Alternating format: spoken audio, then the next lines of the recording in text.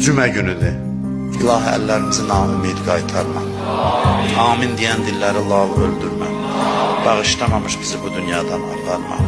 Şəri olan hacətlərimizi rəva elə. Dünyada İmam Hüseyin ağanın ziyarətindən, qiyamətdə şəfaətindən bizi binəsib eləmə. Bu ayda bütün günahlarımıza qələmmə əfv çək. Bütün xəstələrə, nəzərdə olan xəstələrə şifaya acil mərhəmət elə. Bizi bundan artıq bir-birimizə mehriban elə. Bizi şeytan, nəfs-i əmmarə şərrindən hifz elə.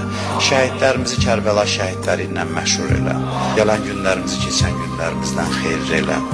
Qəbrimizin əvvəl gecəsində əlimiz hər yandan üzlərində İmam Hüseyin əleyhissalam başımızın üstündə hazır elə.